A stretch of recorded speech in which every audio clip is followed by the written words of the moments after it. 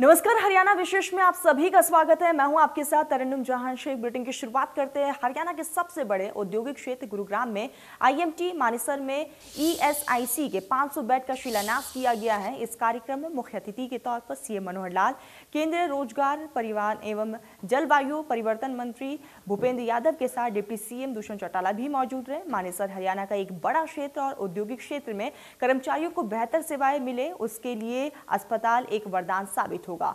औद्योगिक क्षेत्रों में यहां पर कर्मचारियों के इलाज के लिए अलग अलग इलाकों में ईएसआईसी अस्पताल खुले गए हैं और इसी कड़ी में गुरुग्राम में भी 2 अस्पताल हैं। लेकिन औद्योगिक क्षेत्र के बढ़ते आंकड़ों को देखते हुए सरकार की तरफ से केंद्र सरकार के सामने ये पेशकश की गई थी, जिसके बाद 3 महीने के अंदर ही रोजगार मंत्रालय ने इसको हरी झंडी दे दी और आज 500 बेड के अस्पताल का शिलान्यास भी हो चुका है।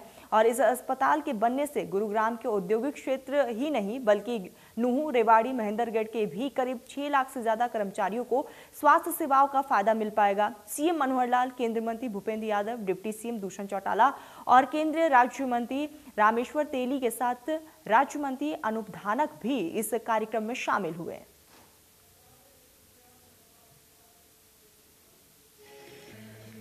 में करनाल में पानीपत में जो ईएसआईसी के लिए हरियाणा सरकार द्वारा जो ज़मीन उपलब्ध कराई है उस पर भी शीघ्र कार्रवाई करके हरियाणा सरकार की कल्याणकारी नीतियों के अंतर्गत इस प्रकार के अस्पतालों को प्रारंभ किया जाए। आज ये विषय आया है, निश्चित रूप से हमने ज़मीन की मांग करी है क्योंकि ईएसआईसी का एक बढ़िया मेडिकल कॉलेज फरीदाबाद में चलता है, तो उसको भी हम लोग पूरा करेंगे। बहुत बड़ी सौगात मानेसर के लिए है, जहाँ 6 लाख से ऊपर रजिस्टर्ड इंश्योरेंस पर्सन है यहाँ पर, और इस पूरे क्षेत्र को एक नई दिशा ये हॉस्पिटल देगा। साथ में केंद्र ने जो हमारी नर्सिंग कॉलेज की मांग मानी है, तुरंत उसके लिए भी लैंड एलोकेट हम करेंगे इसी के एडजॉइनिंग, जिससे यहाँ पर हॉस्पिटल के साथ साथ मेडिकल कॉलेज भी मिले। मैं तो आभार प्रकट करूँगा भूपेंद्र यादव जी का, जिनको हमने 6 प्रपोजल भेजे, उनमें से एक का आज इनॉग्रेशन किया है और 5 को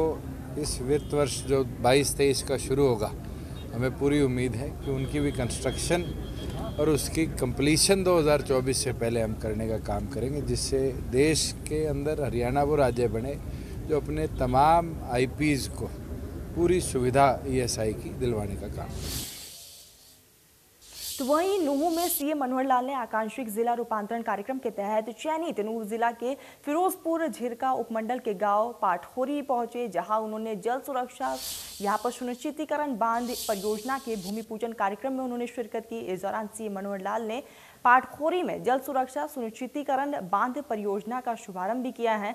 उन्होंने कहा है कि प्रदेश में अरावली और शिवालिका की पहाड़ियों में छोटे छोटे झरने के माध्यम से व्यर्थ बह रहे पानी को बांध बनाकर संरक्षित किया जाएगा, ताकि बरसात के मौसम के बाद इस वर्षा जल का उपयोग यहाँ पर पेयजल और सिंचाई के रूप में किया जा सकेगा। हरियाणा सरकार सामाजिक सहभागिता के साथ ऐसे बांध बनाने के लिए योजनाबद्ध तरीके से कार्य कर रही है।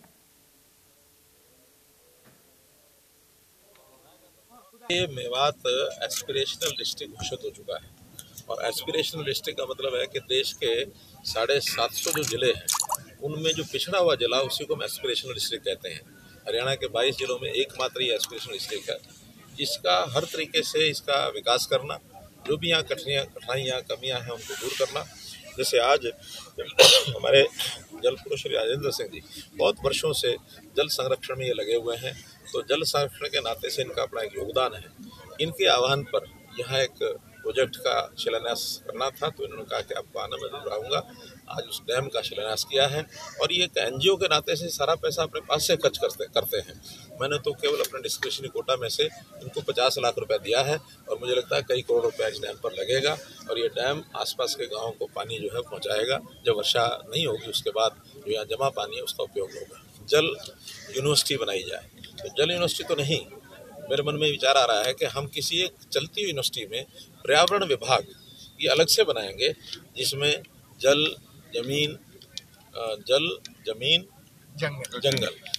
जंगल और वायु हवा, इन चारों चीज़ों के ऊपर वो जो पर्यावरण विभाग है वो काम करेगा, ताकि हरियाणा में पर्यावरण की स्थिति को सुधारा जा सके। तो यहाँ से शुरुआत करेंगे, आगे फिर जैसे इन्होंने इच्छा व्यक्त किया देखेंगे बाद में, लेकिन इस काम को अगले वर्ष से हम शुरू कर देंगे। 1 साल पहले एक योजना की घोषणा की है, उसका काम चालू हो गया है। और वो रेन्यूअल योजना लगभग 263 करोड़ रुपए की योजना है, उस योजना पर काम शुरू हुआ है। तो फिरोजपुर के इस इलाके के कितने गांव, 80 गांव की वो योजना बनाई गई है। उसमें जैसे योजना पूरी होगी वो काम चालू होगा। और साथ ही केएमपी के साथ साथ मेवात कैनाल ये भी बनाई जा रही है। यमुना का पानी भी इधर लेकर के आएगी। 200 क्यूसेक की मेवात कैनाल है, वो भी कुछ वर्षों में बनकर तैयार होगी, ताकि मेवात के क्षेत्र का कोई भी एरिया है वो पानी के खास करके पीने का पानी हर जगह जरूर पहुंचे। उसके आगे फिर सिंचाई है या बाकी चीज़ों की आवश्यकता है, उसको पूरा करेंगे। तो वहीं उप मुख्यमंत्री दुष्यंत चौटाला ने कहा है कि जल्दी 5 फ्लाईओवर का निर्माण किया जाएगा, जो कि national highway authority of India के विचाराधीन है। इसके अलावा गुरुग्राम में झज्जर होते हुए फारूक नगर के यहाँ पर 4 लाइन बनाने का विचार चल रहा है, ताकि झज्जर से गुरुग्राम की कनेक्टिविटी बेहतर हो सके। नगर से गुड़गांव का कनेक्शन का जो रोड है उसकी भी 4 लेनिंग का एस्टिमेट हम बना रहे हैं, क्योंकि उसमें एक्विजिशन की जरूरत पड़ेगी। साथ में रेलवे लाइन का भी एक केंद्र को हम जल्द प्रपोजल भेजेंगे कि फारूक नगर से आज गुड़गांव तो कनेक्टेड है, मगर इसको झज्जर तक एक्सपैंड करके मल्टी लेयर जो कनेक्शन है उसको हम प्रॉपरली कर पाए। ये हमारा नेक्स्ट टारगेट है। ऑलरेडी 5 फ्लाईओवर हरियाणा के अंदर मंजूर हो चुके हैं, तो एनएच ने अपना काम शुरू करना है। उसके अंदर बिलासपुर का भी है, आपके जितने और बड़े जंक्शंस बनते हैं उनका भी है, 2 फुट ओवर ब्रिजेस भी हैं। टोटल 9 प्रोजेक्ट्स पेंडिंग थे और 9 के 9 एनएचआई ने अप्रूव किया।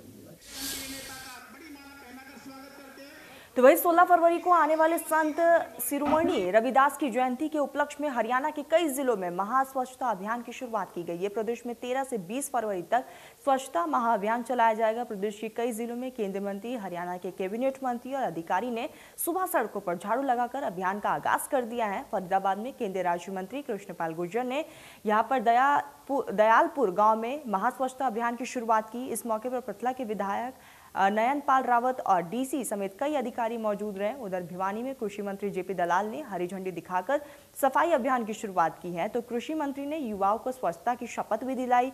इसी सिलसिले में कुरुक्षेत्र के 419 गांवों को स्वच्छ बनाने के लिए रोस्टर के तहत 11 गांव में हरियाणा में खेल राज्य मंत्री संदीप सिंह ने महासफाई अभियान का एक साथ यहां पर शुभारंभ किया है। तो ये तस्वीरें आप तक पहुंचा रहे हैं फरीदाबाद, भिवानी, कुरुक्षेत्र और टोहाना की ये तस्वीरें हैं, जहां पर महास्वच्छता अभियान की शुरुआत की गई है और इस दरमियान युवाओं को सफाई को लेकर प्रेरित भी किया गया है, उन्हें शपथ भी दिलाई गई है। रविदास जी की जयंती के उपलक्ष्य में हरियाणा सरकार द्वारा महासफाई अभियान की शुरुआत पूरे प्रदेश में की गई है। उसी निमित्त आज हमारा पृथला विधानसभा का एक बहुत ही ऐतिहासिक गांव, बड़ा गांव दयालपुर की पंचायत में हमने संत रविदास जी की जयंती भी मनाई है और उनकी जयंती पर यहाँ महासफाई अभियान की शुरुआत भी की है। हमारी सरकार जो है, हमारे इतने महान पुरुष हुए हैं, चाहे वो महर्षि वाल्मीकि जी हो, संत कबीर जी हो, संत रविदास जी हो, या बाबा साहब भीमराव अम्बेडकर जी हो, या दूसरे जो महान विभूतियाँ हैं, सबकी यादगार को अनोखे तरीके से हम मनाते हैं। और उसी का परिणाम आज ये है कि एक सफाई अभियान की शुरुआत करके पूरे प्रदेश में जागृति पैदा करके जन जन में ये भाव पैदा करें कि हम साफ, सुंदर और साफ हो, हमारा घरा साफ हो, हमारे घर साफ हो, हमारी सारी संस्थाएं साफ हो और हर आदमी स्वच्छता का प्रण ले। इस दिशा में ये कार्यक्रम है। मैं हमारे भिवानी के जिला प्रशासन को बधाई देता हूं कि आप लोगों ने शहर के अंदर बहुत सुधार किया है और सब हम भाई मिलकर के अपने जिले को एक स्वच्छ जिला बनाएंगे। इस दिशा में हम काम करेंगे। मैं आपको बहुत बहुत बधाई देता हूँ। देखिए, संत रविदास जी की जयंती के ऊपर हमने ये 3 दिन का ये सफाई अभियान शुरू किया है और पूरे हल्कावासी के गांव और पूरे हरियाणा के गांव, शहर जो भी हैं उनको रिक्वेस्ट कर रहे हैं और वो लगे हुए हैं कि इन अभियान के अंदर हम सफाई करें। वैसे भी हम लोग अपने घर में सफाई करते हैं, अपने जहाँ पर रहते हैं, जहाँ पर सोते हैं वहाँ पर सफाई रखते हैं। तो हम अपने एरिया में जहाँ पर हम जी रहे हैं, रह रहे हैं, सब मिलकर उसकी सफाई करें, क्योंकि सफाई होगी तो स्वस्थ भी होंगे और हमारा एरिया भी। तो वही हरियाणा में स्वच्छता अभियान को मजबूत करने के लिए संत रविदास जयंती के उपलक्ष्य पर यहां पर महासफाई अभियान की शुरुआत की गई है। टोहाना में इस महासफाई अभियान की शुरुआत हरियाणा के विकास एवं पंचायत मंत्री देवेंद्र बबली ने की है। सरकार की इस मुहिम में पूरे प्रदेश के मंत्री, विधायक, अधिकारी और ग्रामीण सफाई अभियान में जुड़ते नजर आए। टोहाना में भी सफाई अभियान की शुरुआत करने पहुंचे कैबिनेट मंत्री देवेंद्र बबली के साथ उनके परिवार के तमाम लोग भी इस दरमियान मौजूद नजर आए और पूरा दिन उनके साथ गांव-गांव की गलियों में सफाई अभियान में जुटे हुए नजर आए।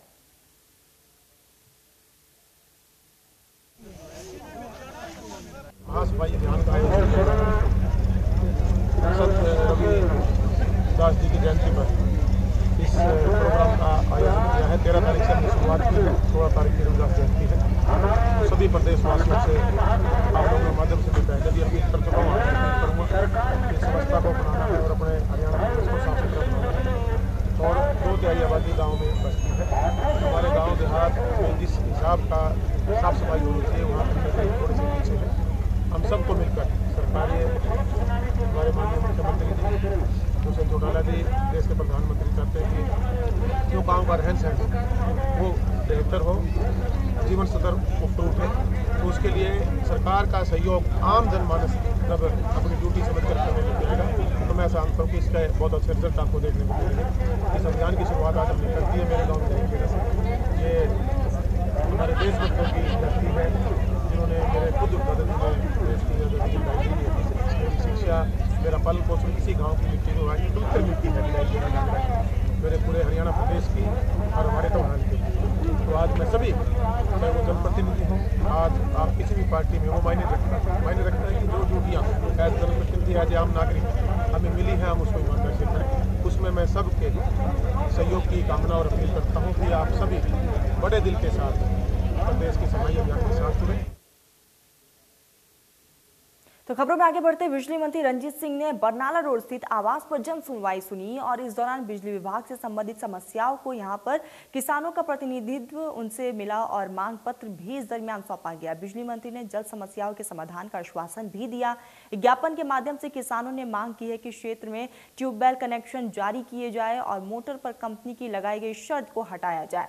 और इसी के साथ ऊर्जा आवेदन के लिए यहाँ पर पोर्टल जो कि बंद पड़ा है उससे भी खोल दिया जाए। कोरोना के चलते जो किसान बिल नहीं भर पाए उन पर बिजली विभाग ने सरचार्ज और जुर्माना लगाया है और उसे भी माफ कर दिया जाए। किश्तों में बकाया बिल भरने की छूट भी दी जाए।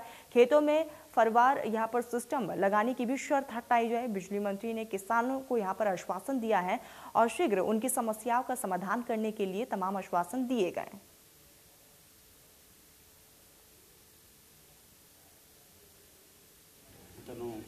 इनके बिजली के मामले में कोई ट्यूबवेल कनेक्शन के, सोलर के हैं जमींदारों के, हम काफ़ी कर रहे हैं, बाकी कोई नहीं रहेंगे, कर रहे हैं। वही पूर्व सहकारिता राज्य मंत्री मनीष कुमार ग्रोवर ने हिसाब मामले को लेकर विपक्ष पर निशाना साधा और कहा है कि देश में यहाँ पर बैठी कुछ ताकत देश को तोड़ना चाहती है, यहाँ पर देश को तोड़ना चाहती है, लेकिन देश के लोग समझ चुके हैं। और ऐसे में जिस तरीके से अब हिसाब और किताब के बीच जो विवाद जारी है अब वो राजनीतिक रूप साफ तौर पर ले चुका है।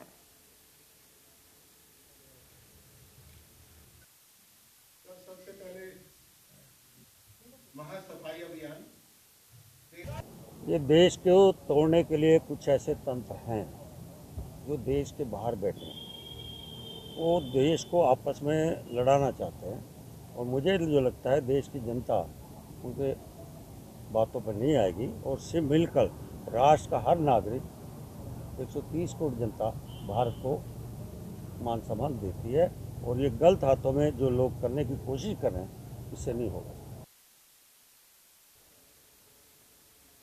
तो वही भिवानी के तोशाम क्षेत्र में हुए डाडम हादसे में 42 दिन बाद एक आरोपी की गिरफ्तारी हो चुकी है। आरोपी को अदालत में पेश किया गया जहां से 14 दिन की न्यायिक हिरासत में भेज दिया गया है।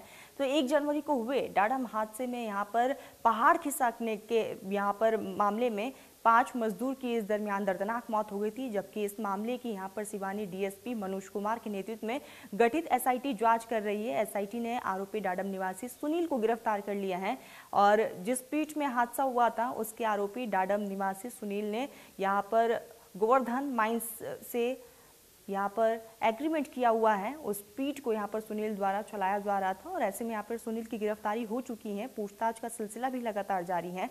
पूछताछ में कई अहम खुलासे भी हो सकते हैं।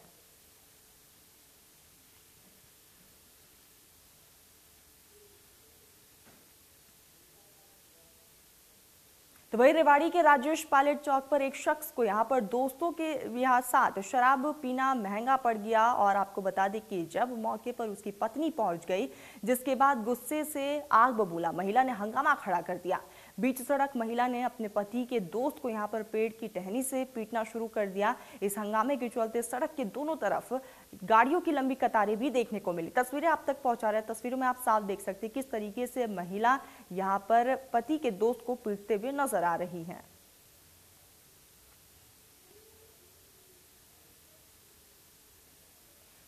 तो कैथल के उपायुक्त प्रदीप दहिया के खिलाफ विरोध थमने का नाम नहीं ले रहा है। डीसी के तानाशाही रवैये से परेशान अध्यापक और कॉलोनीवासी अध्यापक संघ ने यहां पर विधायक लीलाराम को अपना ज्ञापन सौंपकर डीसी के तबादले की मांग उठाई है। बता दें कि उपायुक्त अक्सर अपने व्यवहार को लेकर विवादों में रहते हैं, फिर चाहे वो आंगनबाड़ी वर्कर्स के साथ बातचीत का मामला हो या फिर सफाई कर्मचारियों के साथ यहाँ पर बातचीत का मामला हो, साथ ही साथ पत्रकारों के साथ बातचीत का मामला हो। उपायुक्त प्रदीप दहिया सभी के साथ दुर्व्यवहार के लिए हमेशा सुर्खियों में रहते हैं। प्रदर्शनकारियों की मांग पर विधायक ने मुख्यमंत्री से मामले का यहां पर बातचीत के बाद समाधान निकालने का आश्वासन भी दिया है।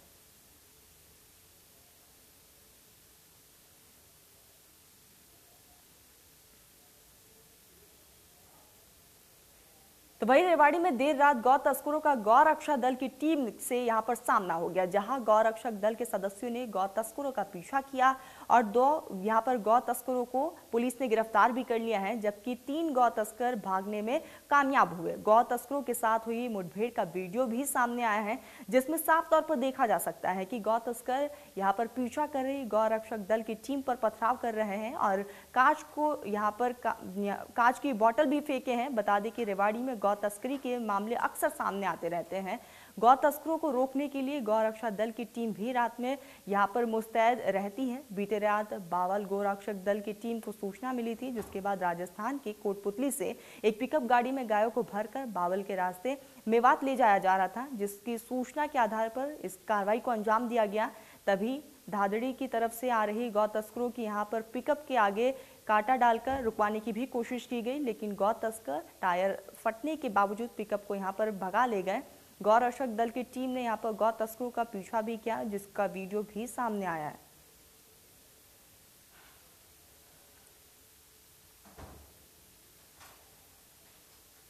तो वही सिरसा में यातायात नियमों की अवहेलना करना लोगों को महंगा पड़ चुका है। यातायात पुलिस लगातार अभियान चलाकर नियमों की अवहेलना करने वालों के यहां पर चालान काटने में जुटी हुई है।